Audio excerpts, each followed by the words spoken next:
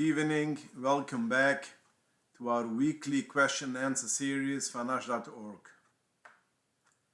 Question: I broke my foot and can't walk without crutches or a scooter.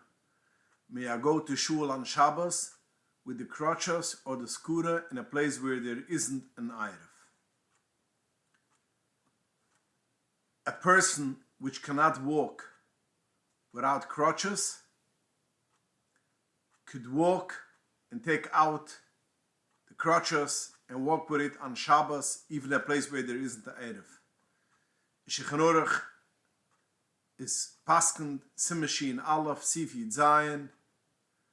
A person, a chiger, a person which cannot walk without a stick, could take and walk on Reshis Harabim with a stick, although it's not connected to him, it's not tied to him.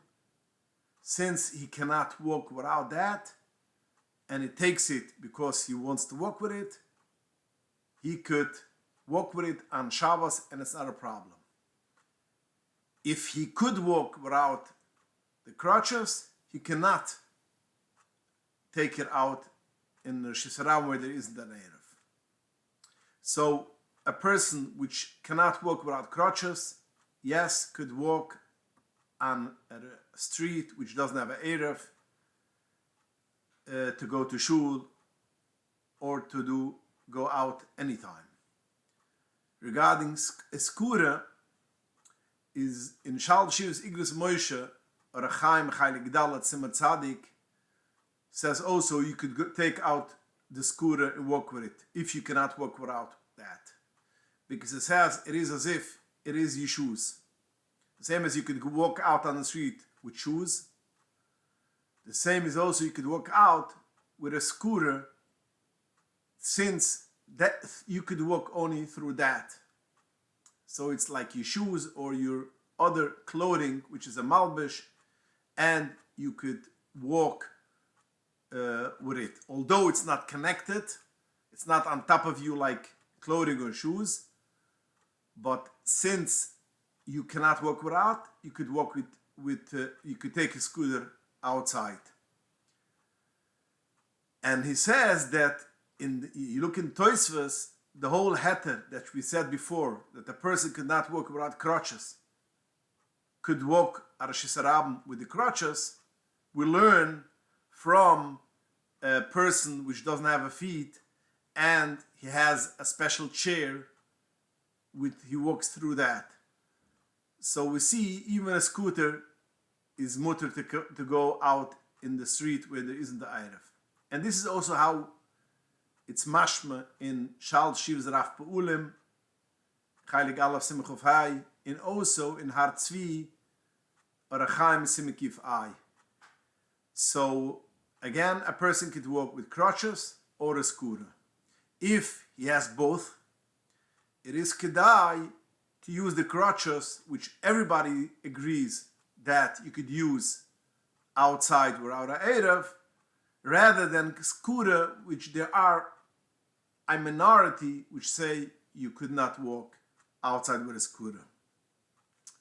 But if he only has a scooter, you could walk also with a scooter, as Moshe and the Har Tzvi and other poskim are matter. Question: can a woman that is expecting go to a cemetery to the yahrzeit of her parents?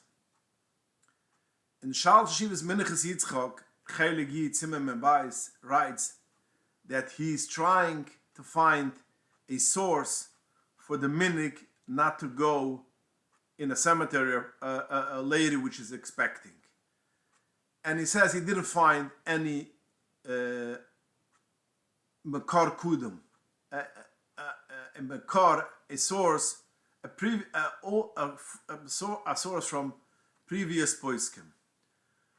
But if you look in Sefer Shevet Miser, which is a Miser Sefer, he writes in Perik Chov Dalat Sif Te Zayin, he writes that a person, a lady which is expecting, should not go into any place where there is a tumah or a reich ru, because the child is created by what the mother sees.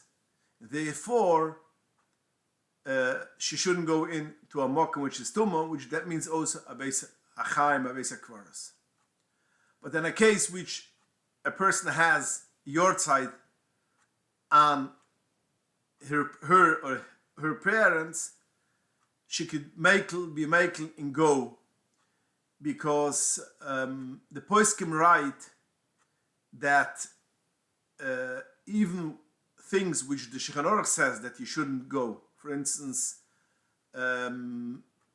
some ladies in some condition that they shouldn't go into a shul, which is mentioned in Shulchan Aruch.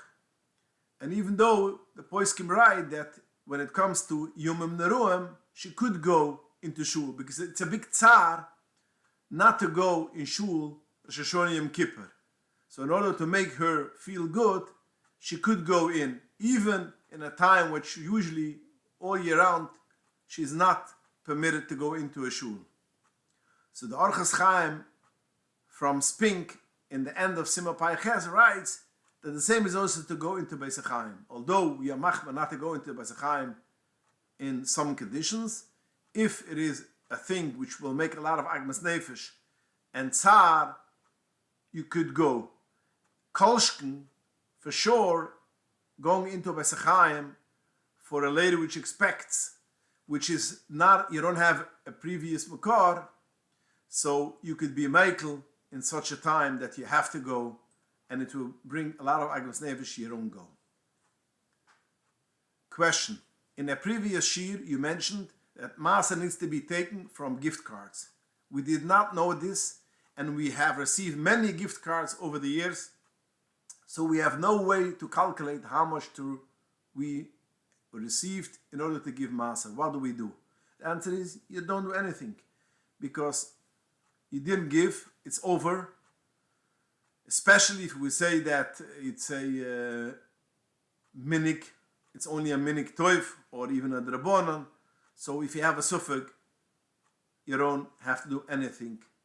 If you want, you could give a little bit more tzedakah on the cheshbon of Maaser, which you should have given from the gift card. But basically, you don't have to do anything, and at least from now on, you should take Maaser from the gift cards. Question. What is the earliest time in the morning for daily shiurim? Chitas, Rambam, daily Tilim, Parshas Amon, or all other shiurim? One wants to do a specific, that a person wants to do on a specific day.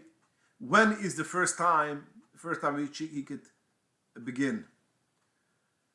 Also, what about the evening before, after Tzeis? For example, if he wants to learn daily Chimish on Sunday, Yites Adar Aleph, can one learn it Motzei Shabbos before at night? So the answer is Tilam is, you say after Tefillah Shachas. The Friedrich Rebbe wanted it should be said after Tefillah Shachas, a part of davening. So you don't say before davening. All of the shiurim you could say whenever you want, even the night before. So Rambam, if you want to learn Rambam the night before, or all of the shiurim which you learn for that day, you could learn it at night. As a matter of fact, I don't know for sure, but I heard that the Rebbe used to learn the Rambam from the next day. He used to learn the night before.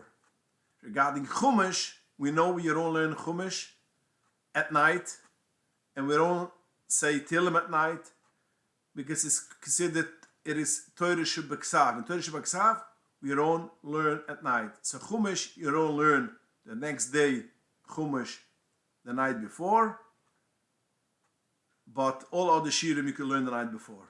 Even Chumash you could learn after Chatzois at night, because after Chatzois you could learn already Chumash. Question. If one left the dishwasher on before Shabbos, and when it ends, can you open it on Shabbos if the small light will not go off immediately, but it will eventually later go off. It won't go off if you don't open the dishwasher. It basically waits till you open it, and then it delays till it goes off. And the answer is no, you cannot open the dishwasher if by you opening the door will make that the light will go off. Even though it won't go off right away, it is not considered a gruma. Because the poskim write, you could see Mishnah Machine Tazain, Safsif Kud Yid, another poskim, if a person wants to capture an animal through a dog, he has a special dog which captures animals. Since the way how to do it is to send the dog to capture an animal, that's not called a gruma.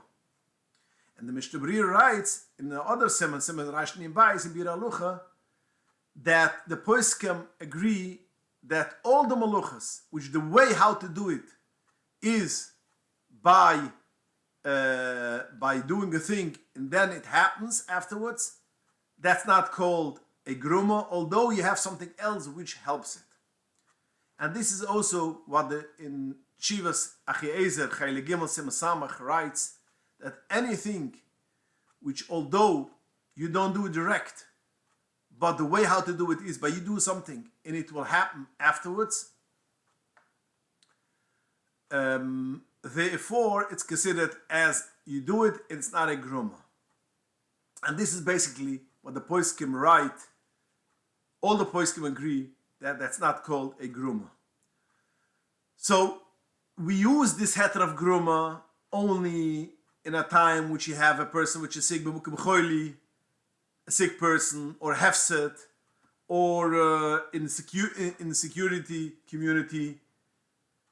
So then we rely on all this kind of grumas. And that's why the Mechon LaTechnologia from Rabbi Halpern in Yerushalayim made all kind of things which is only through a gruma, but he only was matter, and all the poskim was matter only for hospitals, for the military, but anything which is not a tzoyrech, gudel, it is not considered a gruma if you do it, even though it's delayed a little bit. So therefore, no, you cannot open the dishwasher if the light will turn off after you open it. Question: is the part kepayim, which we say after Tachnan, Monday and Thursday, before Kriyas Torah, is it a part of Tachnan or is it a part of Kriyas Torah? For instance, a person which davens at home, which there's no Kriyas Torah, does he say kepayim or not? Or a person which davens in a shul and is going to listen to Kriyas Torah, but he's in the middle of davening, does he need to say kepayim or not? The answer is Imate Moshe, Omad who avoid the Simaraish Chav it's brought down also in Shara Koil Perigit Aleph Asid Alet, says, what is the reason why we say Karei Chapayim? He says, since we are going to read now in the Torah, and unfortunately we made some kind of sins which we were over on the Torah, and the Rebbeinu Shloilom is Marich Apoy. He has a Rachmonas on us, and it takes his time not to punish us in order we should be able to do tshuva. So therefore, before we take out the Torah, before Kriyas Torah, and we're going to see the Torah which we, Rachmon al-Islam, were over on his commands. So therefore, we say Karei Chapayim to show that the Rebbeinu Shloilom waits until we do tshuva. So we see from this that it's shaykh to Kriyas Torah. And therefore, when a person davens b'yichidas at home, he does not say Karei Chapayim. And this is also which I found afterwards in Isha Yisruel, Parik Chovuv Osbeis, which brings down from Reb Shlomo Zalman Auerbach that it belongs to Kriyas Torah, and therefore you should not say it b'yichidas. Question: while a person davens and he cleans his nose with a tissue, are we to worry that the moisture goes through the tissue? If yes, Anytime he cleans his nose with a tissue, does he have to unwrap his tefillin and wash his hands each time? The Alter Rebbe writes in Shulchan Aruch, Siman Tzadik Bai Siv Zayin, from the Remu Siv Zayin Shem Nemaril, that if a person touches tzoyis af or tzoyis oizen, that means the tzoya which comes out from his nose or his ears, it is b'chlal tenoifes, and he cannot daven, he cannot touch his nose and his ears while he davens, only through a beged.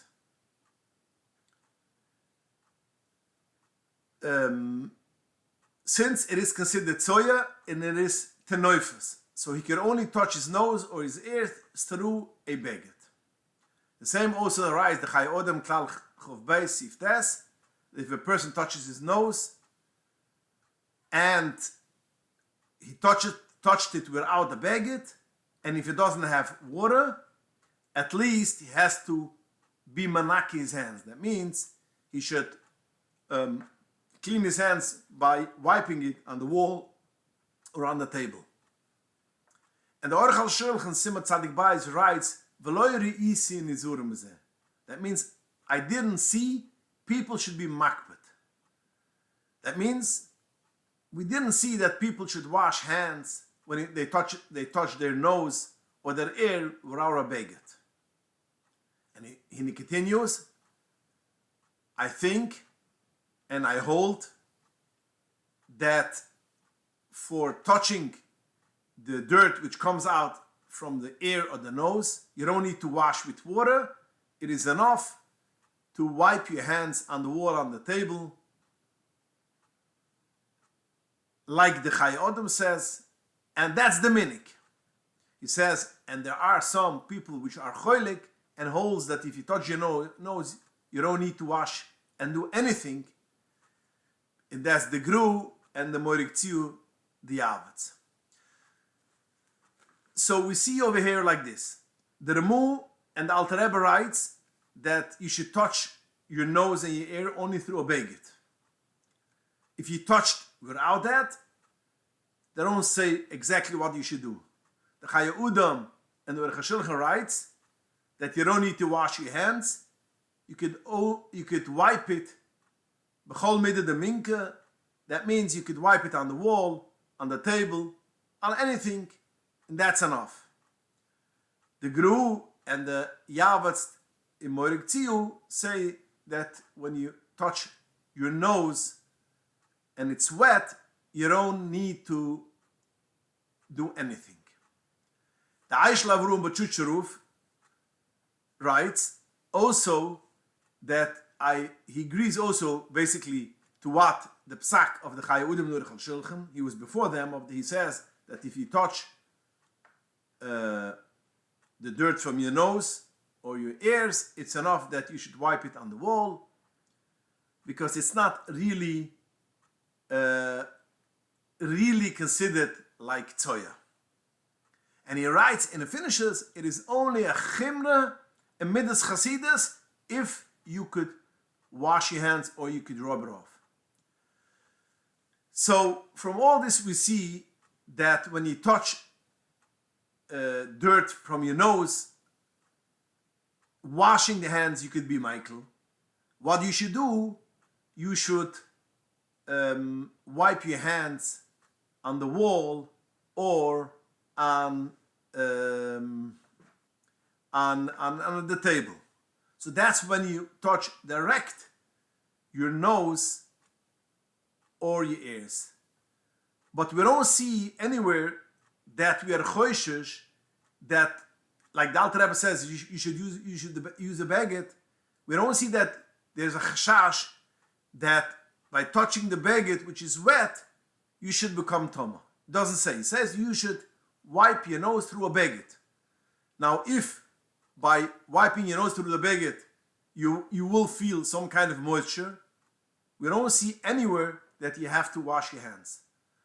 So to answer your question, if you wipe your nose with a tissue, although you feel some kind of moisture, for sure you don't have to take off your tefillin from your hands and wash your hands.